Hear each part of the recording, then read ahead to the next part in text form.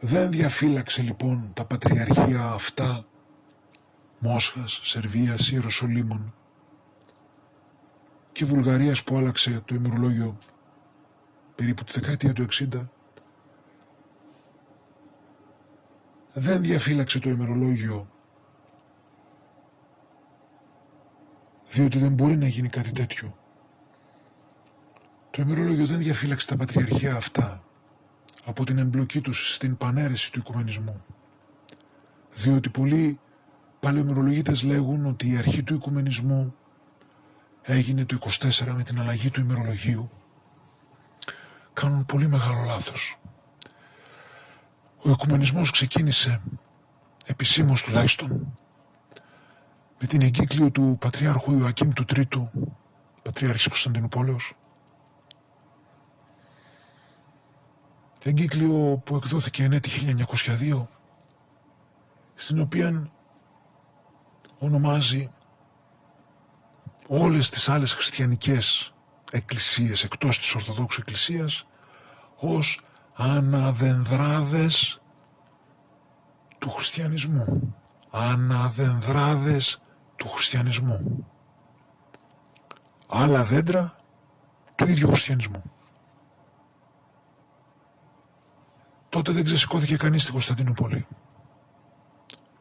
Το 1922 ο Πατριάρχης Κωνσταντινουπόλεως Μελέτιος ο Τέταρτος ο Μεταξάκης αναγνώρισε ιεροσύνη στην αιρετική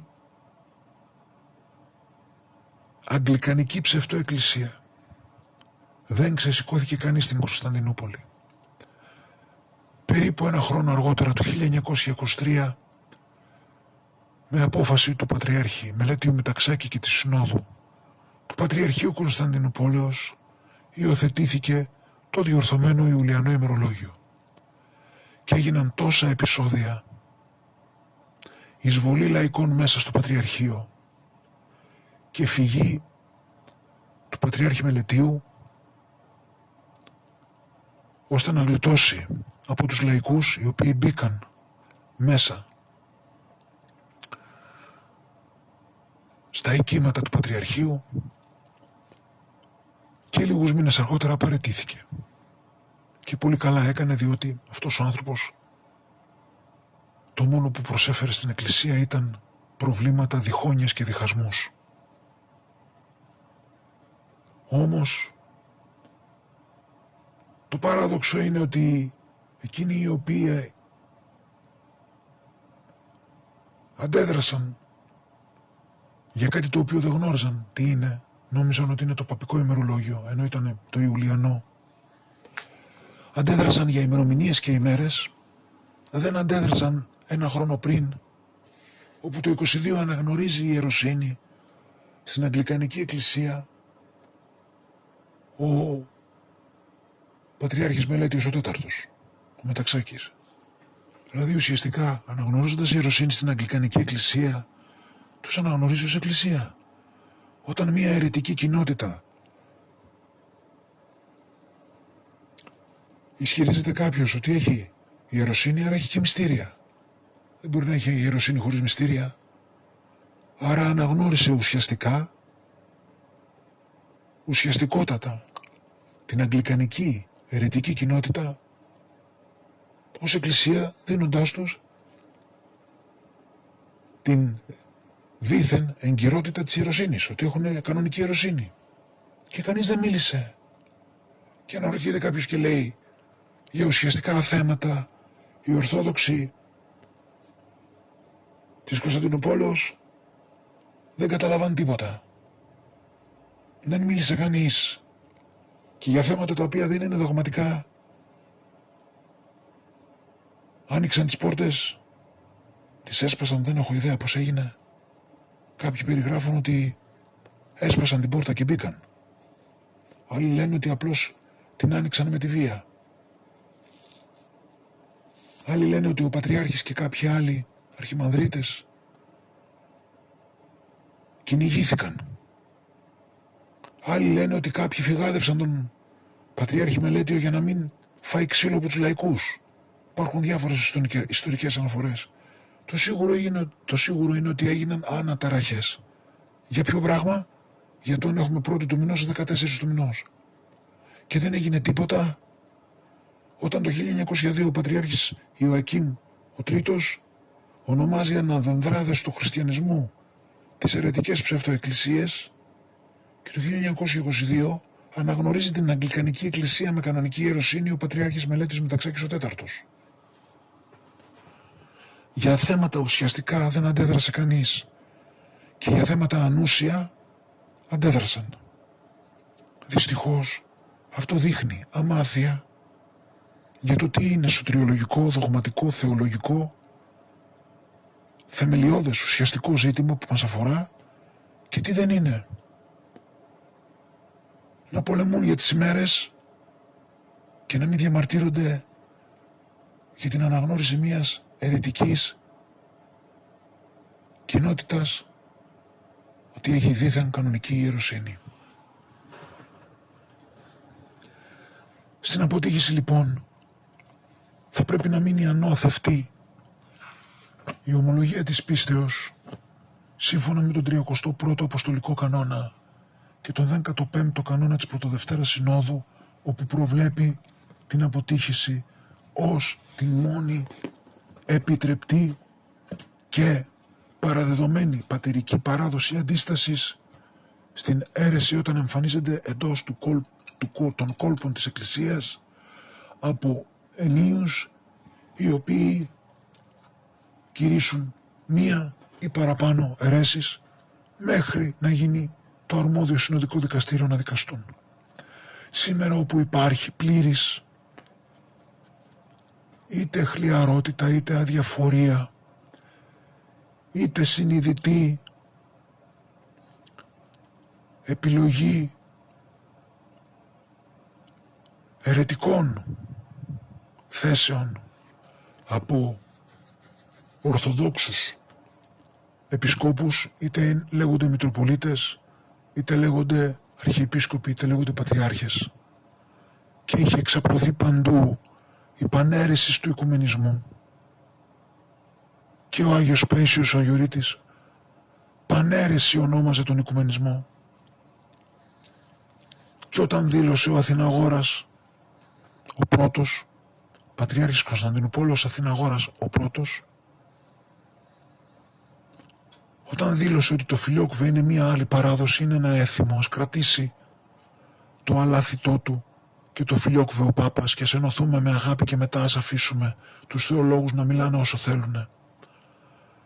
Είχαν αποτυχιστεί στο Άγιο Όρος οι μοναχοί και οι ιερομόναχοι και από την αυτοκέφαλη Εκκλησία της Ελλάδος στην περιοχή των νέων χωρών, στη Βόρεια Ελλάδα, είχαν αποτυχιστεί. Ο Μητροπολίτης Φλωρίνης Πρεσπών και Εορδέας Αυγουστίνος Καντιώτης, ο Μητροπολίτης Παραμυθίας Παύλος και ο Μητροπολίτης Ελευθέρου Πόλεως Αμβρόσιος. 3 Μητροπολίτες με τις Μητροπολείς τους είχαν αποτυχιστεί και δεν μνημόνευαν το όνομα του Πατριάρχη. Διότι στις νέες χώρες, δηλαδή τις 33 Μητροπόλεις που ανήκουν στα εδάφη που απελευθερώθηκαν μετά τον πρώτο και τον δεύτερο Βαλκανικό πόλεμο 1912-13, μνημονεύουν τον Πατριάρχη και την Σύνοδο της Αυτοκέφαλης Εκκλησίας της Ελλάδος, αλλά και τον Πατριάρχη. Οι 3 αυτοί οι Μητροπολίτες δεν μνημόνευαν τον Πατριάρχη για μερικά χρόνια και όταν πέθανε ο Πατριάρχης Αθηναγόρας ο πρώτος, ο οποίος έκανε φοβερά ανοίγματα προς την παπική κοινότητα, όπου έχει αρχηγό τον Πάπα Ρώμης, τον εκάστοτε Πάπα Ρώμης. Ήταν ο πρώτος Πατριάρχης που συναντήθηκε επισήμως μαζί του στα Ιεροσόλυμα για πρώτη φορά. Ακολούθησαν και άλλη μία ή 2 συναντήσεις, αν θυμάμαι. Όταν πέθανε ανέλαβε ο Πατριάρχης Δημήτριος ο πρώτος και δόθηκε γραμμή ότι ο Πατριάρχης Δημήτριος δεν θα ακολουθήσει τα ανοίγματα προς τους αιρετικούς, τα οποία ξεκίνησε ο προκάτοχός του, Αθηναγόρας ο πρώτος. Έτσι, πολλοί σταμάτησαν την αποτύχηση και επανέφεραν το μνημόσυνο του Πατριάρχη Δημητρίου του Πρώτου στη Θεία Λειτουργία. Στο Άγιο Όρος όμως τα πράγματα δεν ήταν ακριβώς έτσι, διότι πολλοί μοναχοί και ιερομοναχοί μέχρι και το 79-80 συνέχισαν να μην μνημονεύουν ούτε τον Δημήτριο. Απόδειξη είναι αγιορείτες πατέρες με τους οποίους έχουμε μιλήσει, οι οποίοι μας είπαν ότι ο Άγιος Παΐσιος, όταν το 70 έκανε την αποτύχησή του και δεν εκκλησιαζόταν όπου μνημονευόταν το όνομα του Πατριάρχη Αθηναγόρα, όταν πέθανε ο Αθηναγόρας και ανέλαβε ο Δημήτριος ο πρώτος, συνέχισε να πηγαίνει και να εκκλησιάζεται μόνο όπου δεν μνημόνευαν το όνομα του Πατριάρχη Δημητρίου, και εκκλησιαζόταν μέχρι το 1979 στο Μπουραζέρι, στο κελί όπου ήταν γέροντας ο ιερομόναχος Χαράλαμπος, ο Παπαχαράλαμπος, ο μαθητής του Αγίου Ιωσήφ του Ησυχαστού, που κοιμήθηκε το 1959. Ο Παπαχαράλαμπος του 1979 δεν μνημόνευε τον Πατριάρχη Κωνσταντινουπόλεως Δημήτριο τον Πρώτο, και ο Άγιος Παΐσιος ο Γιορείτης εκκλησιαζόταν και εκεί. Πολλοί λέγουν ότι η αποτύχηση αφορά μόνο επισκόπους ή ιερείς. Αυτό είναι λάθος, διότι στο Άγιο Όρος το 70 έκαναν αποτύχηση και οι μοναχοί. Και πολλοί μοναχοί δεν είχαν ιερείς κοντά τους, γιατί ήταν ερημίτες. Έμεναν σε καλύβες πολύ απομακρυσμένες, μέσα στο δάσος ή σε βράχια, σε μεγάλο υψόμετρο, και άλλοι εμέναν σε σπηλιές και ήταν μοναχοί.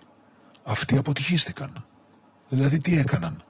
Δεν συμπροσεύχονταν με όποιον μνημόνευε στη λειτουργία τον Πατριάρχη. Αποτύχηση είναι και αυτό. Και οι λαϊκοί της Μητροπόλης Φλωρίνης, Ελευθερουπόλεως και Παραμυθίας επίσης αποτυχίστηκαν, και όχι γιατί το έκαναν οι Μητροπολίτες τους, αλλά διότι συμφωνούσαν πως δεν πρέπει να μνημονεύεται ένας πατριάρχης ο οποίος αναγνωρίζει το Φιλιόκβε και λέει ας έχει ο Πάπας το Φιλιόκβε. Είναι δικό του θέμα. Είναι άλλο έθιμο, είναι άλλη παράδοση. Ενώ είναι βλασφημία το Φιλιόκβε. Άρα λοιπόν, όταν αποτυχιζόμεθα, η σωστή αποτύχηση πρέπει να είναι ανώθευτη.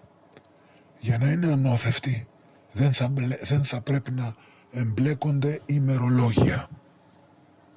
Δεν θα πρέπει να εμπλέκονται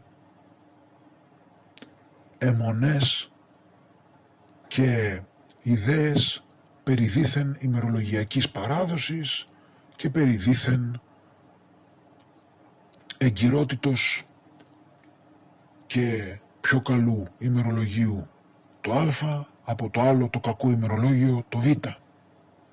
Γι' αυτόν ακριβώς το λόγο, επειδή εμείς δεν δογματίζουμε περί ημερολογίων, έχουμε σε Μητροπόλεις ενορίες στις οποίες κάποιοι θέλουν να ακολουθούν το παλιό ημερολόγιο, διότι έχουν έρθει τη δεκαετία του 90 από την Ρωσία.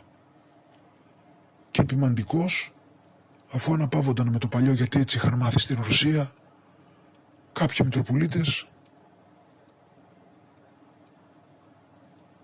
σε ναούς εφάρμοσαν το παλιό ημερολόγιο, γιατί οι αδελφοί μας παλινοστούντες Έλληνες που ήρθαν από την Ρωσία αναπαύονταν στο παλιό και μπορούσαν να πάνε σε μια ενορία να γιορτάζουν με το παλιό Ιουλιανό, όπως γιόρταζαν στη Ρωσία με το παλιό Ιουλιανό. Έτσι είχαν μάθει τόσα χρόνια, έτσι ήθελαν να συνεχίσουν. Δεν είναι κακό αυτό. Είναι επιμαντική μέριμνα. Και μέσα σε μια ίδια Μητρόπολη